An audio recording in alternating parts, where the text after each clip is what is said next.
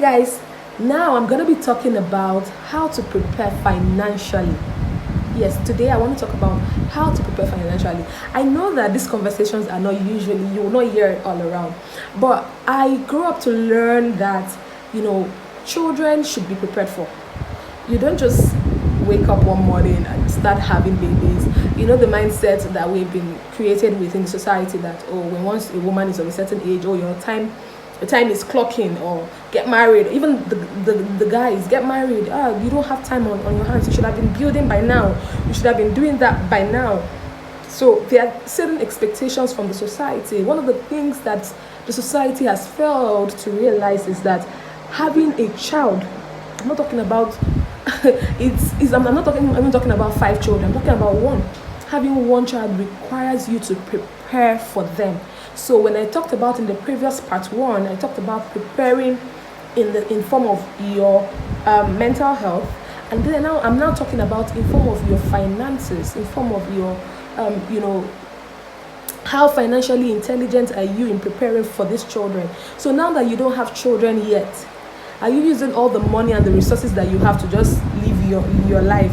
I know a couple who didn't have children early, and they used to say, they used to tell us things like, well, we didn't have children then, and so every time when I come back from work, I just enter a shop for things, buy things.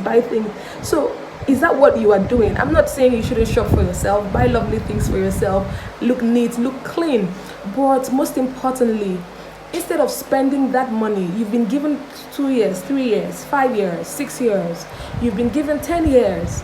And sometimes it baffles me that even 10 years after waiting, a lot of couples can't even afford the hospital bills. Yes, and so it's really disheartening that after 10 years, you've not prepared something for your child. What if God is gifting you this year so that you can just prepare something? What if? I don't know. So I'm just saying, what are you setting out aside, maybe monthly, maybe yearly, maybe weekly, that you say, oh, this is for my children, or this is a trust fund I'm creating for my children, so that when I have them, they can eventually, benefit from it. I can use that to pay their school fees, to raise them, or to hand over something to them when they are about to go to school. So that brings me to a story. I have a friend who used to have a lot of money at the time. So he saved up a lot of money and kept it for his children's school fees. And when he eventually had children, sadly, he ran out of a lot of money. So now he's not as rich as he used to be. But guess what? The children go to the most expensive schools, and they have a life that, at least a most comfortable life that can, lead them into adulthood when they can now stand on their own. So he cannot afford the school fees the children are paying now, but he has saved up and kept some money over like 10 years down the line, so that the children can now live on those, trust fund, somewhat of a trust fund.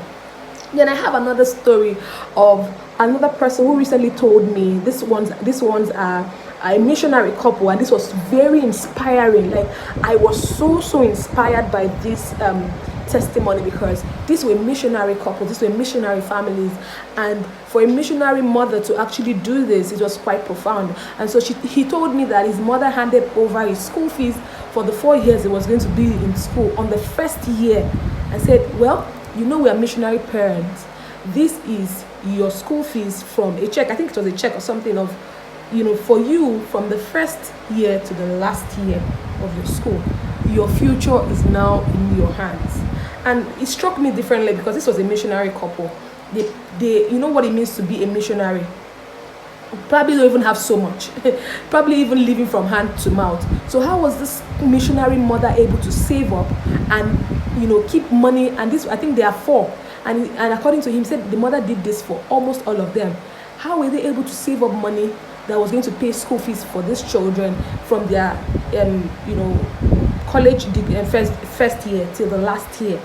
And she gave it to them at each time they were about to start their college degree. And this was something profound. I'm like, even us as people who are not even missionaries, don't even think about it in that light. I want to encourage you, whilst you are waiting, please financially prepare yourself.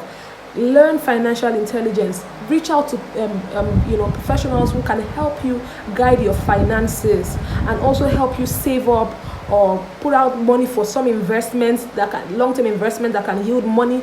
Not all these Ponzi schemes, oh, please, things that can actually yield money in years that would be useful for your children much later. This is the time that God is gifting you to prepare. See it as a period of preparation. Don't see it as a period of wallowing in self-pity. It's a period that you can actually prepare. So one of the ways you can prepare is to prepare financially.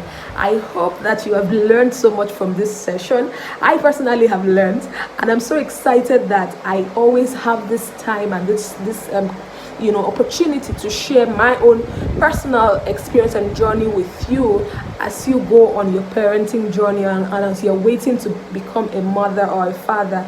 I want to thank you for all your comments on the previous videos. I also want to thank you for subscribing, for sharing my content with as many people as you have shared it with. I know some of you share on your WhatsApp status. I know some of you even go as far as sharing it on your Facebook.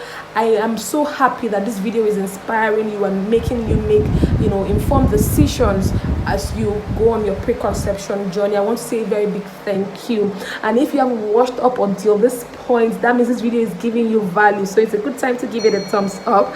And yes, remember to share. Remember also to drop a comment. I'm so always interested in comments. I want to know what this video is doing for you. I also want to know your counter arguments. I'm willing to I'm open to learning from you about what I just shared. Please also remember to share this video with someone. Share it all around your social media platforms, and let's learn some more as we continue on our preconception journey. It's been my time here. I will see you on the next. Cheers.